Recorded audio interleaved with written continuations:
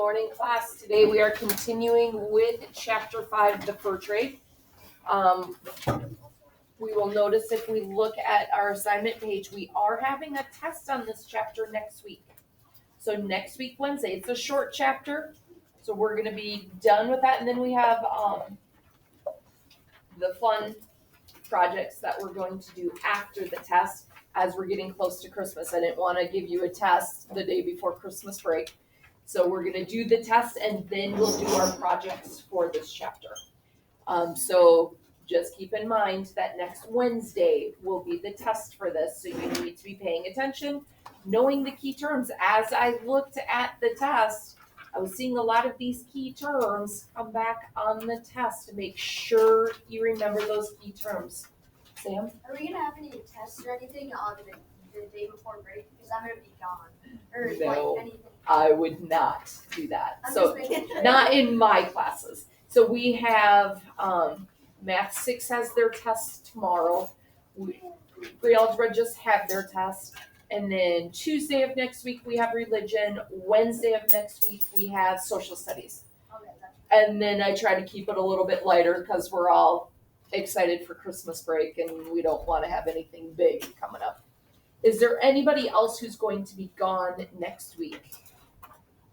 Okay, because I know of somebody who has their vacation next week and we have plans for them to get their test done before their vacation.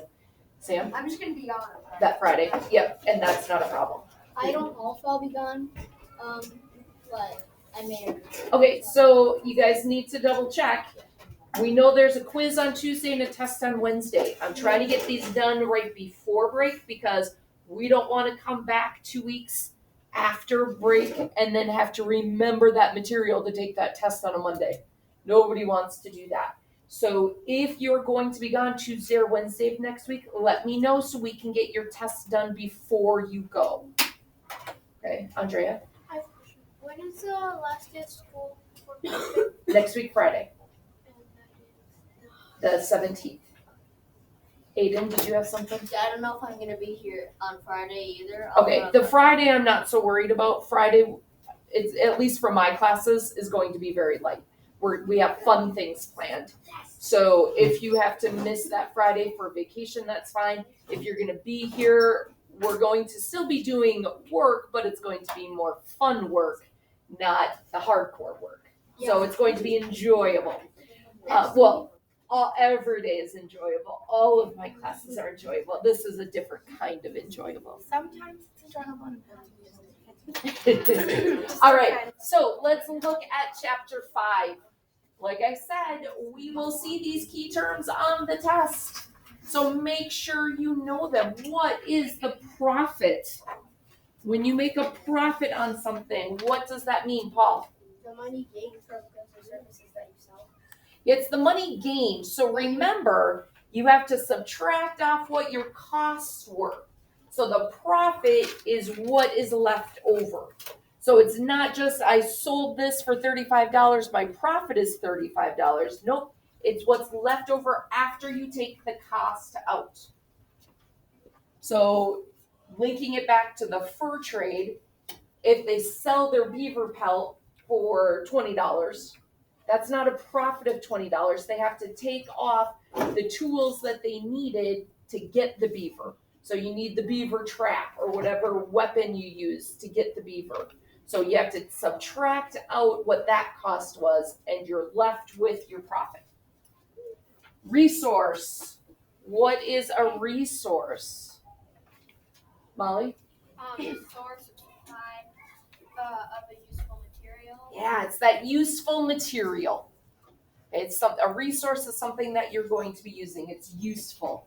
It could be a thing, or it could be a source. So a resource that the fur trader might use is the interpreter. That could be a resource because it's a useful thing for them. Somebody to help them understand somebody else's language. So the resource could be a thing, or it could be like a person or something that is able to help you. What is a fur trader? Penelope. A European or American involved in fur trade, and they usually have like a trading post. Yeah, it's that European or American involved in the fur trade. They usually have a trading post. So it's the person that works with the furs that are being traded. What is a pelt? Paul? Animal skin with fur on it. Yeah, the animal skin with the fur on it. And we talked a lot about the beaver pelt. And they made felt from the beaver pelt to make the fancy hats that they liked in Europe. Tell me about a hunter. What do you remember about the hunter? Ryan? It's a person that hunts like animals like buffalo or like. It's the person that does the hunting. It was back then, it was usually a man, and it was their job. So this is what they did all day, every day. This was their job that they did. It wasn't for recreation. They used it as their job. What was a guide? Anna? Person trying to help voyagers or fur traders find their way through unfamiliar. Yeah, it's the person that helped others find their way through the unfamiliar land. So it was a person that was native to that area who knows the area well. They know where the trails are to get through the forest. They know where the right place to cross the rivers are. They know how to get places. So it was typically the American Indians, the Ojibwe and the Dakota, would be a guide for those fur traders coming in to help them get where they needed to go. What is an interpreter? Colin? It's like someone who helps take the words and move it into different languages. Yeah, it's the person who knows multiple languages. So they can translate between the two different groups of people trying to communicate with each other. So the interpreter helped the Europeans talk with the American Indians and vice versa. Who is the clerk? Peyton? A person that manages the day-to-day business. Yeah, the person that manages the day-to-day business at the trading post. So it doesn't run itself. It's the person that organizes and keeps track of everything. And who is the voyager? Paul? Like somebody who transports the goods Yeah. through like sea and stuff. Yeah, it's the person who's transporting the goods. And back in the time of the fur trade, how did they transport things? Physical They Physical use labor. they used physical labor to do it, but how did they typically get from place to place? By guides. With the canoes. So they used canoes to get from like the inland trading post to the one that's out by like Lake Superior, to the bigger lakes. So they used their canoes to get by places instead of using cars, which they didn't have. They didn't have the roads. So they would use those canoes. They didn't want to have to walk the whole way. That would take forever. So they used the waterways to get from place to place. So they used those canoes. All right, let us continue our reading in our book. We are on page 78, The Business of Trading. So if we look at page 78, we can see up at top there, they have that map of different trade routes. Oh, actually, I think we read this, didn't we already? Yep, we already read this page. So let's turn to page 80. Big business, big changes. So page 80. Most Europeans thought it was important to make money and own personal property. The fur trading companies were no different. Owners and investors, those who put their own money into a company to help it grow, became wealthy by bringing beaver and muskrat furs from North America to London and Paris. Trade with the Dakota and Ojibwe was one part of this far-reaching business. These companies also had trading posts all around the Great Lakes and across what is now Canada. Side note, is Canada a state? No, it's a No. country. Canada is a separate country. The last 2 chapters that's come up. So remember, Canada, not a state. This trade grew throughout the 1700s and became a massive international business. The fur trading companies became very powerful. They had the money. Whoever has the money has the power. So this was a big deal. that it didn't just happen in the backwoods of Minnesota. It involved all the countries around the world, so it was a big deal. Andrea, I'd really appreciate it if you opened your book and followed along. Be respectful, please. Already skilled hunters and trappers, native people became more efficient at gathering furs. They used steel traps provided by the Europeans to help gather more beaver pelts. So they were able to get supplies from the Europeans that helped them get even more pelts. So they had more efficient ways of getting the beaver rather than how they were trapping. Now they had better traps to use. They used iron spearheads, chisels, and axes provided by the Europeans to make it easier to cut into the winter lodges of muskrats. With these new tools, American Indian hunters were able to gather more and more pelts each year. The pelts became like money for the native people. More pelts meant they were able to purchase more goods from the traders for themselves and their family. So we have the two different groups. We have the Europeans and we have the American Indians. Did one group benefit more than the other group through the fur trade? No, they were both benefiting. The fur traders, the Europeans, were getting more money, so they were becoming more powerful, which is what they wanted. The American Indians, the Dakota and the Ojibwe, were getting more tools to help make their lives easier and help make their lives a little bit better, so they were benefiting. Both had different desires. Europeans wanted money and power. American Indians wanted to survive and to not have to suffer. They wanted to get along. So the things that the American Indians were getting were helping their lives get better. The things the Europeans were getting were helping their lives get better. And each in their own way. They want different things, and they were both getting what they wanted out of the fur trade. As the fur trading business grew bigger in the 1700s, Europeans and American Indians came to rely on each other for the goods the other could provide. American Indians could now trade for goods they could not make themselves. Some of them became reliant on those goods to make their lives easier. The French and British, on the other hand, relied on the furs to make a profit in Europe. So they relied on each other. They needed one another. Trade in Minnesota. In the land that is now Minnesota, the fur trade went through many changes. During the early 1700s, the Ojibwe and the Dakota traded mostly with the French. In the mid-1700s, Great Britain and France fought over control of North America in the French and Indian War from 1756 to 1763. After Britain won the war, the Ojibwe and Dakota usually did business with the British because they were the winners. They were the ones that were here. By the beginning of the 1800s, a few big companies controlled the fur trade in North America.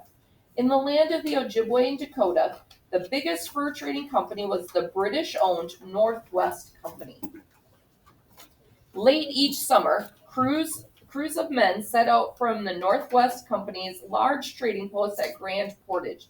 They headed for fur posts throughout areas that now make up northern and central Minnesota. In 1804, one of those crews left to establish a new Northwest Company trading post on the Snake River in present-day Pine County. The lands around the Snake River were a mixture of forest, wetlands, and prairie.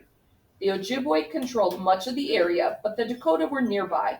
For 6 months, the Ojibwe and the Northwest Company did business at the new posts on the Snake River. The things that happened there during the trading season in 1804 to 1805 can tell us a lot about how the fur trade actually worked. So we're going to look at a year in the fur trade business and see, just like we looked at the Ojibwe's year, we saw what happened in the summer, in the fall, in the winter, and in the spring. Different things happened in the fur trade business during each different season. We've talked about how the winter time is kind of a lull with the traders coming to the trading post, but that doesn't mean nothing happened. There were still things that were happening.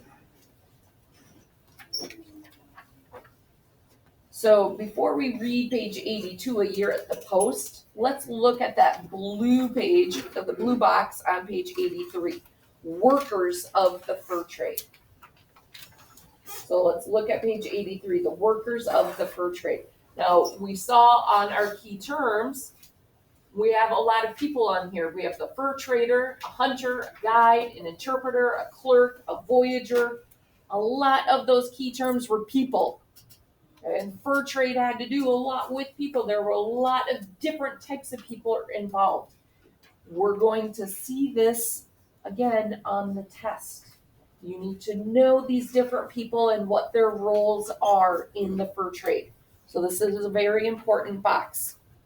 The fur trade relied on the hard work of both Europeans and American Indians. Hundreds of people filled various roles. Traders and clerks were usually European, and voyagers were typically European or mixed race. The trade depended on American Indians to be the hunters, pelt preparers, suppliers, guides, and interpreters. So, what roles did the Europeans have? Molly? Traders and clerks. The traders and the clerks, the people running the trading post. What other role did Europeans usually have? Traders, clerks, and what's the third one, Julian? The voyagers. So the traders, the clerks, and the voyagers were typically European. What role did the Dakota and Ojibwe fill? What roles did they have, Peyton? The hunters and the pelt preparers. The hunters, the pelt preparers, the guides, the suppliers, and the interpreters. So there are 5 different main roles that the American Indians had. You need to know which ones the Europeans did and what their actual jobs were, and which ones the Dakota and Ojibwe did and what their specific job entailed. So it's easy to say, oh, they were an interpreter, but what does it mean? They were a pelt preparer. What does it mean? I'm telling you this to help you prepare for that test next week.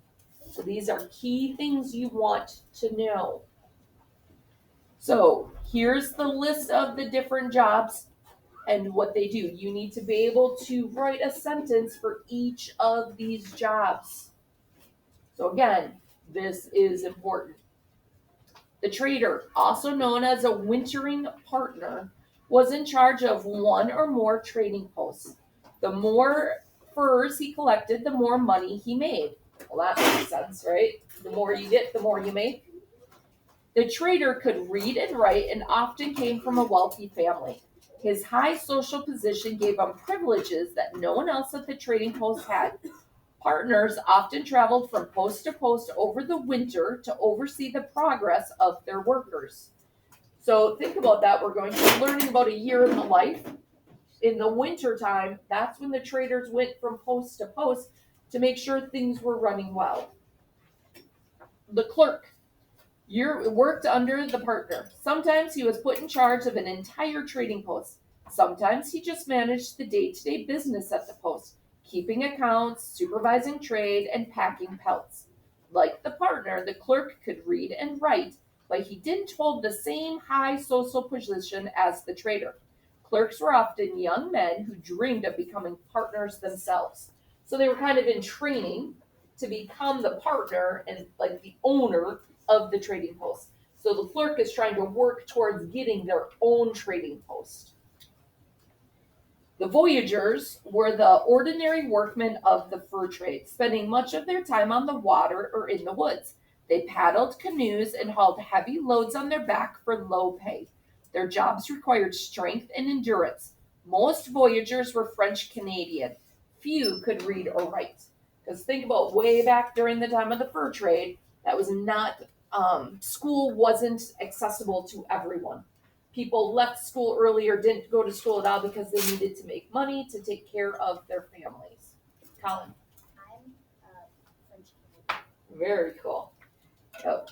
I'm not Canadian at all, but I suspect there's probably quite a few of us that have some roots in Canada. All right, so those 3 positions were the mostly European positions. Now we're going to look at the Dakota and the Ojibwe. Brielle and Amelia, I sure hope you're paying attention.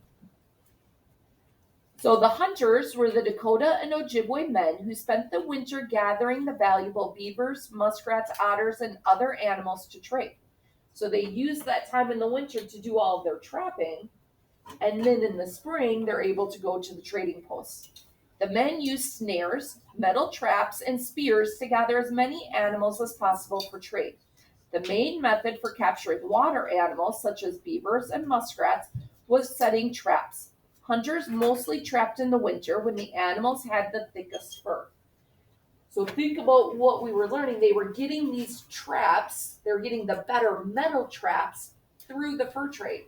So when they first started out, they had their own traps that they had handmade through the materials they had here in Minnesota. And then as they start to trade more, they get better traps and they're able to get more pelts. So they're able to get more to help their families out. So through that fur trade, they get more of the traps so they can get more animals. The pelt preparers readied the furs for trade. Dakota and Ojibwe women carefully cut the skin off the animal and turned it inside out. This protected the fur, which was the most valuable part of the Europeans. So during that winter time, when the men were doing the hunting and the trapping, the women would then prepare the pelt. They would make sure to turn it inside out. So they were protecting that fur. The fur of the beaver is what they used to make the felt, to make the hats. So it was very important that they keep it looking good. They keep it in good condition so they get more for it when they go to trade it. If it wasn't prepared well, they wouldn't get as much when they're trading. So it was a very important role. The Ojibwe and Dakota were also suppliers, providing goods the Europeans needed to survive the winter. They provided clothing and food, especially meat, wild rice, and moccasins. Some also supplied the French and British with canoes. So what the Ojibwe and Dakota used to survive through the winter, they were supplying the Europeans those same goods so they could survive the winter. Some Ojibwe and Dakota acted as guides for the Europeans. Familiar with the language, they helped the Europeans find their way through the woods and rivers. So we've talked about that with our key term of the guides on how important it was for them to guide those Europeans through the unknown territories. Another role usually played by the Dakota and Ojibwe was that of interpreter. Interpreters knew native and European languages and helped the traders talk and negotiate with the many Ojibwe and Dakota they met along the way. So again, that's one of our key terms. We've talked about the important role that the interpreters had. So I'm going to emphasize this one more time. This is a very important page.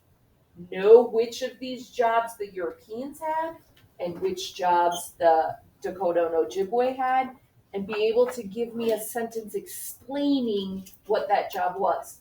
Don't just tell me they were guides. What was the guide? What did the guide do? So be able to explain what each of these jobs' role was. Tomorrow, we don't really have enough time today, so tomorrow we will start the section A Year at the Post. So we will be learning about what they did during the summer, the fall, the winter, and the spring. We talked a little bit about what was happening in the winter time with the trader. We're going to find out more in the hunter, the things that they were doing in the winter. We're going to find out each of the seasons, what they did. Oh, I'm sorry. Let's still be quiet. I'm still recording. Shh, we're not going anywhere. Patience. It is important that you know, just like you knew the 4 seasons for the Ojibwe and what was important for them in each season, we're going to need to know the 4 seasons of the fur trade business, what was important in each of those seasons. So there's important stuff today and tomorrow we will see back on the test. So with that, we're going to say goodbye to our friends at home, and we hope that they have a wonderful day.